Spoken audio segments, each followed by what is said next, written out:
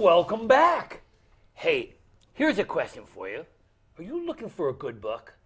No, not just a good book, a romance? Oh, if you are, I've got the book for you. And I have the author for you. My name is Vin Dacquino. Our next guest is Eileen Palma. Eileen, a pleasure to have you here. Thank you so much for having me. I can't wait to talk about this book, but I also can't wait to talk about you. How did you get into this whole idea of writing? And you are a writing instructor, actually. Yes. Talk to me. Who are you, Eileen? So my name is Eileen Palma, as Yes. you know, and I always dreamed of being a writer and a teacher. Ah. So when I went to college, I actually studied both. I majored in both. Great. And I spent the beginning of my career just focusing on elementary school teaching. I married my college sweetheart. And when he was going to veterinary school, I decided, okay, well, I'm going to focus on my teaching and help, support us while he's in school. And I figured I'd work on the book down the line. Yeah, there you go. Yes. So you got into this whole idea of writing, and Yes. this book is actually a romance. Yes. Talk to me a little bit about this romance. Well, I grew up watching Nora Ephron movies. Oh. When Harry Met Sally, Sleepless Yeah, in great Seattle. movies. I read the book Heartburn. I mean, I am just really passionate about that kind of sweet romantic comedy style. And so this is sort of a throwback to that type of romantic comedy. Excellent. And so now, did this idea just kind of like pop into your head, or does it like tie back? I know a lot of writers say, well, to tell you the truth, there's might be a little connection to my past in here. Well, you know what's so funny is you get sort of a nugget of an idea or a kernel, You're right. and then you start building a whole world around it. So for Exactly. me, the idea of supersized strollers popped up first. So my male protagonist, Jack, owns a stroller company called Considerable Carriages. And so he has strollers, high chairs, and car seats to fit kids who weigh up to 83 pounds. Oh. Yes, and so I got that idea when I went to Disney World, actually. I was fascinated by all of the kids in strollers because when my daughter was younger, we lived in Manhattan, and she would just walk everywhere with me. And so just the idea of the stroller came to me first, and I just thought, wouldn't it be funny if my main character made these wacky strollers? And then the rest of the romance came from there. So the way they meet is kind of cute. Talk to me about how they meet. Okay, so of course, with a good romantic comedy, you can't make things simple. No, you have to have some conflict. Yes, and so I thought the female protagonist really has to have a job that goes against the grain of the male protagonist. Yep. So Kate has a TV show called Kid Fit, where she really encourages kids to get up and be active and move and to eat healthy don't and be make the chunky right little kids choices in strollers. and try and be healthy. And she also has a cookbook called Mini Munchies, the first ever kids diet cookbook. And so she's all about getting kids healthy and getting them in shape. And so she goes on a talk show and slams Jack's company because he's about to come up with the CCXL, the really super duper supersized stroller with the snack trays and DVD players and iPod hookups. So she's trashing his company, and the very next day they meet at a dog park in Manhattan. And his niece knows immediately who this woman is, and she introduces her uncle using a pseudonym. And so he meets her, and he knows exactly who she is. Oh, he knows. But she doesn't know who he is. And of course, they fall in love. And part of the conflict is, when is he going to tell her the truth? Sounds like one of my favorite movies already. So then things get hotter and crazier, and don't give away the ending. Okay. But you happy with your ending? Yes, I am happy. I think that a good romance has either what's called a happily ever after or a happy for now. In the romance industry, that's what we call it. Yeah. So they're either riding off in the sunset together and things are perfect. Or you're not quite sure where Right, this but is you going. know they're on the path. You know Yeah. that they're happy in the moment and that they're on the right path.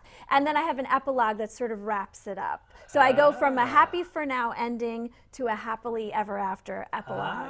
Oh, that's good. So you That's can clever. walk away feeling Yeah. satisfied. So how long did it take you to put this together?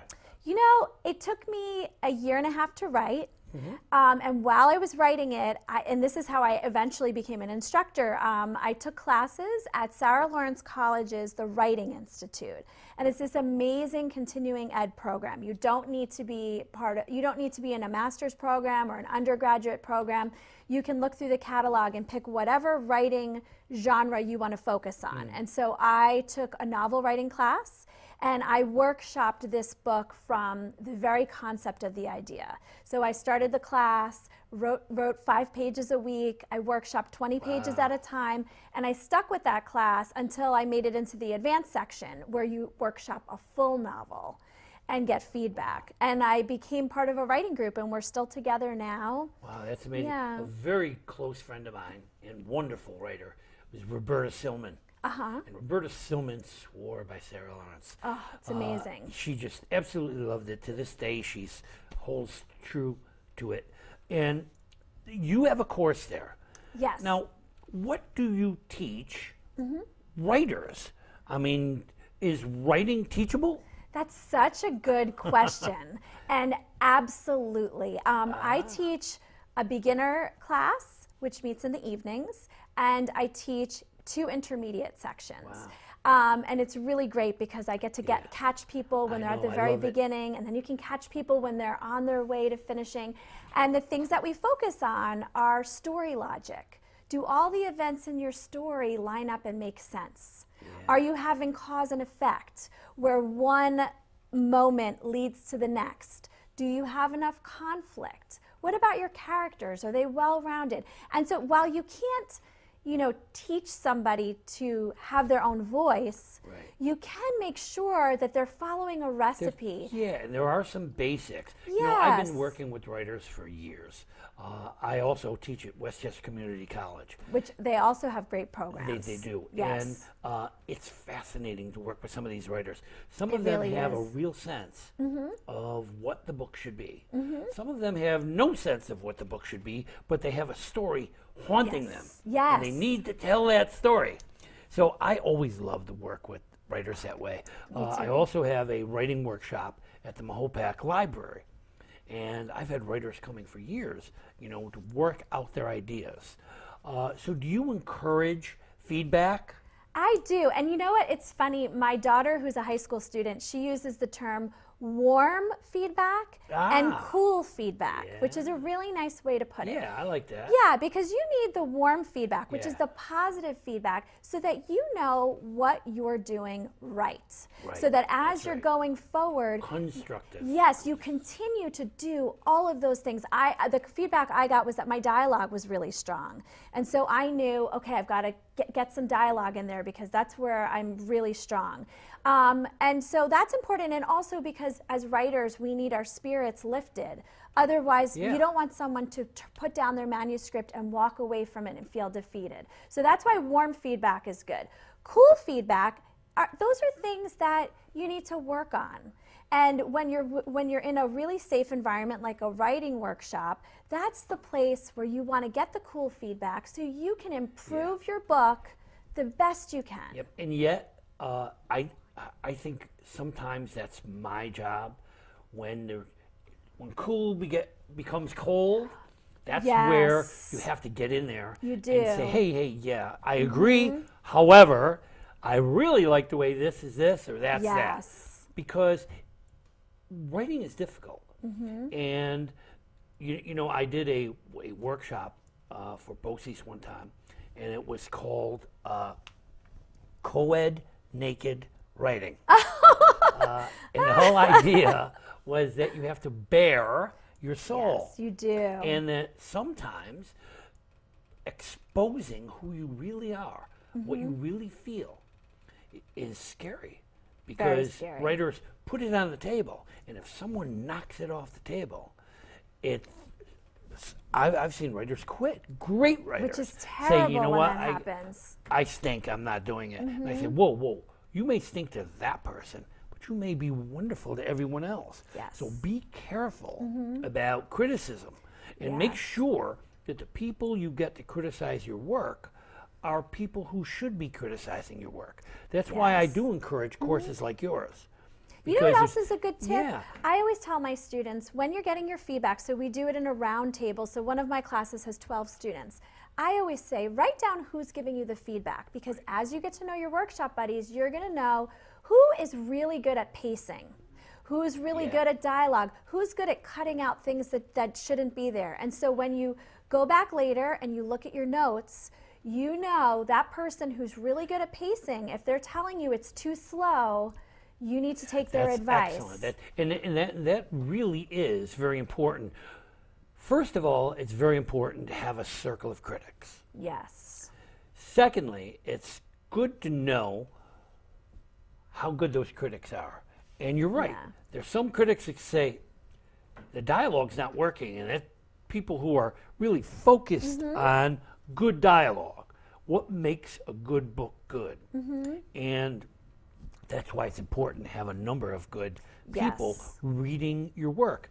I mean, face it, when we're writing the book, it's all good, you know? But you need someone to tell you what's working and what's not working. So you can go back to the drawing board, because I like to think of it as writing like an artist and revising like a business person. Right. Because you want to create the best possible product so that then when you take it to an agent and an editor, you are showing them your best possible work. And when you open yourself up to criticism, that's how we get our work as good as we can. And writers do have to be thick-skinned. Right. Because yes. you're setting yourself up for comments.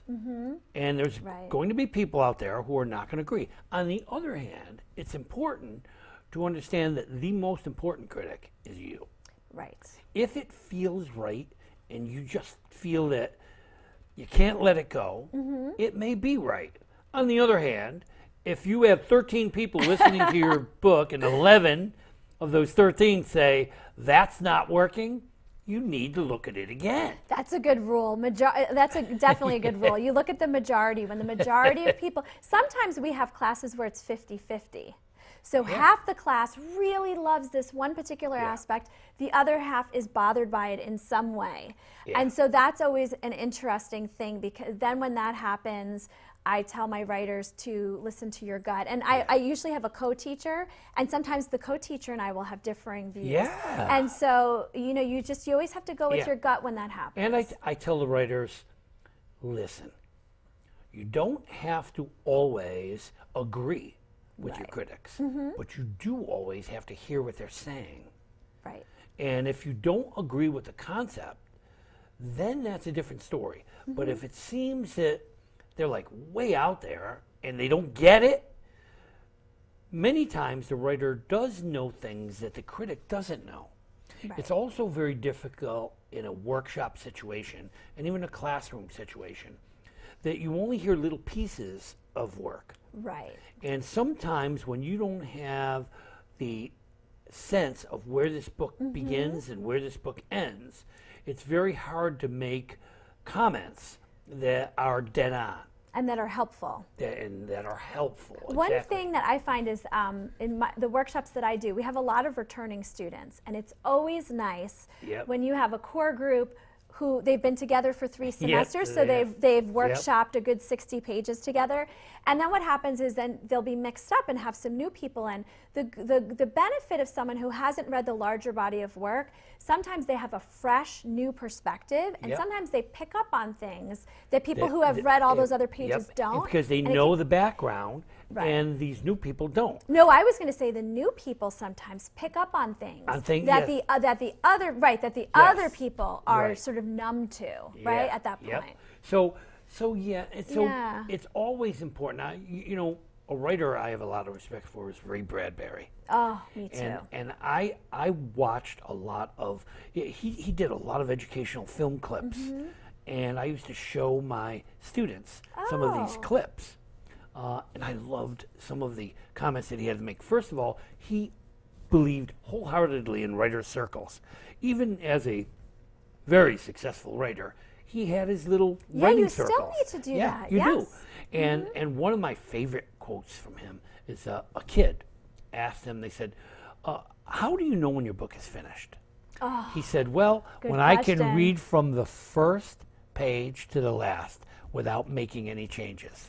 And I was like, yeah, right. that's so difficult. I don't think I could still pick Right? up my published book and say, oh, Me too. I want to change this and this. I hate to reread Yeah, some oh, of my me books too. because Yeah. I It's cringeworthy. oh yeah, cringe and I go, oh no, Yeah. how did I miss this?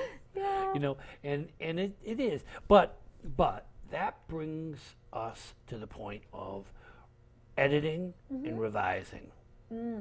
And sometimes new writers don't realize that it's not writing a book that's difficult. It's rewriting a book. Correct. It's working a book. Yes. Not writing a book, working a book. Going in there and realizing that you have to knock down a couple of characters, build up a couple of characters. Plot, character, setting, theme, and tone. I tell my writers, listen, hold your hand up. And as you go through every chapter, So what are those five? You have plot, character, setting, theme, and tone. I like that. And I said, at the end of a chapter, give the chapter the test. Have you successfully written about your characters? Do we know who they are? Are they three-dimensional? Are they cardboard serve a characters? purpose? Do they serve a purpose? Why is that scene even there? Yes. Does it serve the book? Does it move the story forward? And then after you give it that complete check all the way through, finish your book, and then write the most important page of the book, page 1. Never write page 1 first. Because by the time you get to the end of the book, the importance of that page 1 changes. Yes. You know things you didn't know before. And you can add it and change it. Yes. Yes. So that's when you really sit down. I think and page read 1 the gets book. rewritten more than anything It does, else. and it has to. Yes. Watch. I tell my writers, I want you to pick up that book, and I want you to open to page 1 and start reading. And then ask yourself, how many times have you done that? Where you read the first page of the book and then go. Page 1. It's the most important. All of this wonderful book, and you never got the reader past page 1. So page 1 better be darn good. Speaking of books, hey, put that cover up there, and let's look at this book. I do like your cover, and I see the baby carriage there. Yes. The flying baby carriage. Yeah, worth the wait. Cool. Worth the WEIGHD. A little play on the Yeah, words. a little It took play on me words. 9 months to come up with my book title. Tell me about. Do you 9 know months. "Kiss the Candy Days Goodbye" went to press without the title? What? Oh, wow. Well, so with what they did is they did the galley, and we just couldn't agree. And then Did you finally- have a title that they didn't like? Yeah, or it what was the problem? I didn't have a title that I liked, Oh, and that's they a didn't bad have feeling. a title, and it just wasn't anything to grab. And then it's funny because it's a book about diabetes. So I was doing another book, and the book is now called "Kiss the Candy Days Goodbye." Oh. Well, I that's- had written a book about a drug dealing uncle of a kid at school. Oh. And he was a candy man, a drug dealer. And the book was called Kiss the Candy Man Goodbye because by the end of the book, the kid realizes that the uncle was not really a very nice person. Yeah, not who he thought and he was. he's able to cut loose and you kiss the candy man goodbye. Oh. Well, I had this new book and I said, hey, suppose I add a scene in the park where the kids go for candy every day. And now that he has diabetes, he's questioning whether he could or should do Oh. that. So I went to the editor and I said, how about Kiss the Candy Days Goodbye? She said, whoa, hold that thought. That's perfect. So 2 days later, I called her up and said, I take it back. I'm thinking about it. I hate the title. She said, No, we're get it keeping out of your head. We've already approved it. That's the She was title. right. It's and a we're great going to press title. with that title. And that's a good example of recycling. I Yes. always tell my students, if you take a scene out, it doesn't mean that it's gone And forever. never throw away Never. ideas. Because you can always take them, and sometimes they're not perfect with one piece, but you can use them. I had a student who, she submitted her 20 pages, so it was the first 20 pages of her novel, and the first, I think it was like 3 or 4 pages, I loved, but they didn't fit the rest of the book at all. Yeah. But I said to her, do not throw these pages out. I think this is a short story. Please take these pages, turn it into a short story, and she did, and it got published. Yeah, and I see? told everyone, see, this is why we don't throw our You don't- ideas you don't- away. I had, and so when this book finally went to the editor, she said to me, look, I like chapter 1, but not as chapter 1. Oh. You're missing who these characters are. So you need a different chapter 1. Well, as it turned out, my chapter 1 became my chapter 3. And I wrote Yeah, a new that happens chapter a 1 lot. and chapter 2 to build up to that point.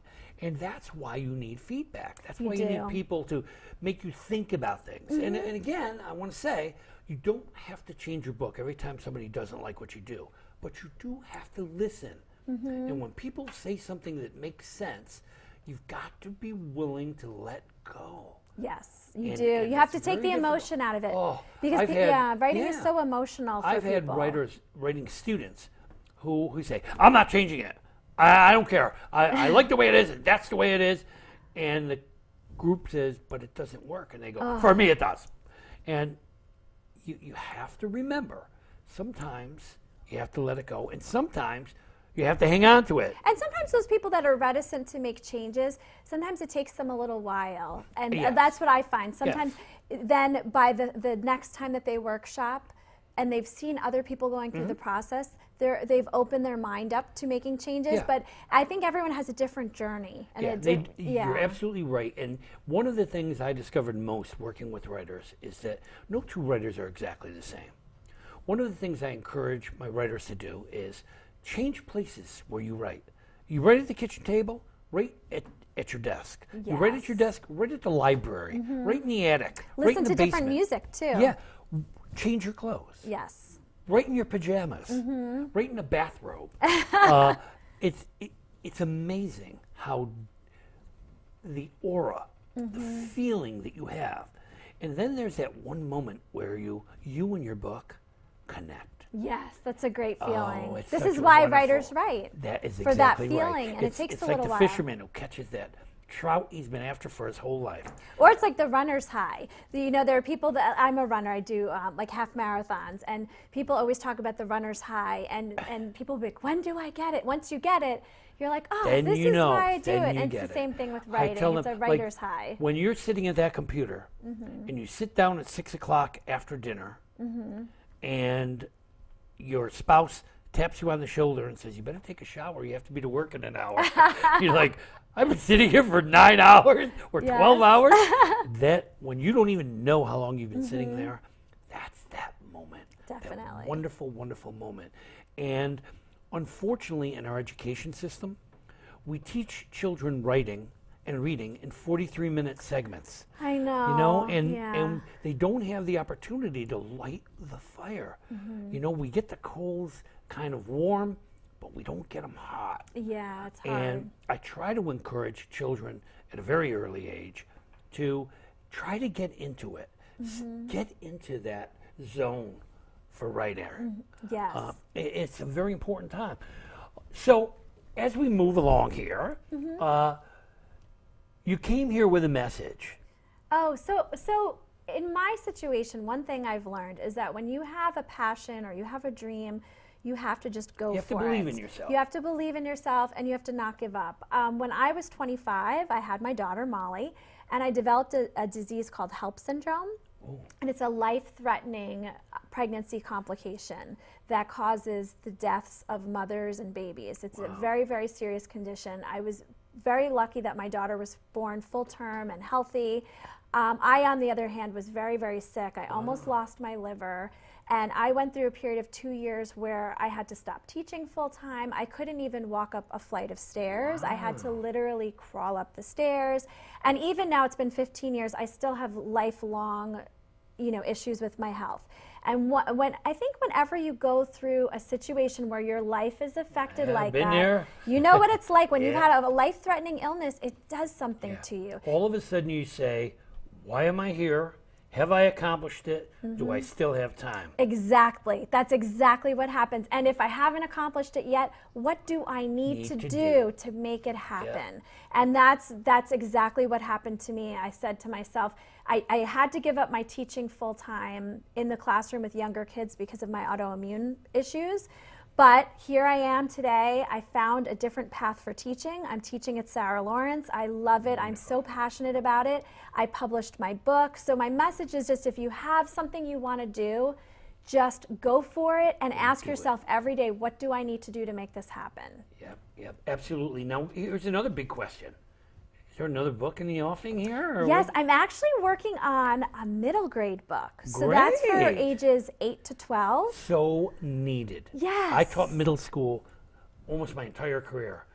God, if you can catch them then, yes, and they will love reading forever. And readers, that's right. And that's what I came up with this time around. I came up with the book title first. It's called The Popularity Pact.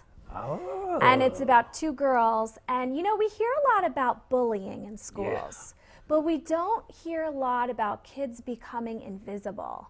And I do think that happens a lot, particularly in middle school, because kids are taught from a really early age that we do not accept bullying in our society, right? But they're not really taught about opening yourself up and being friends with more people.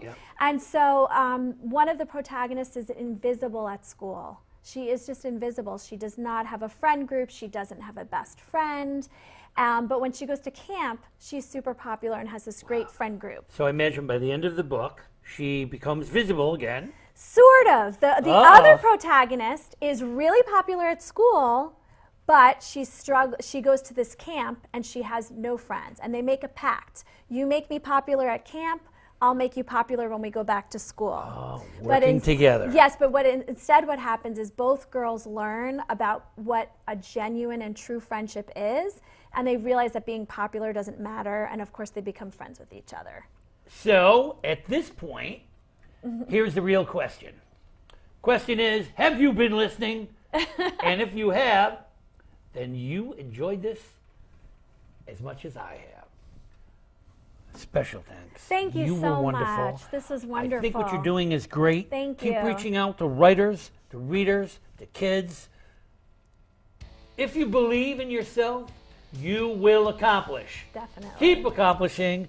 You come back when that other book is done. I will. I want to hear it. Definitely. Thank you for tuning in today. It was a pleasure to have you here.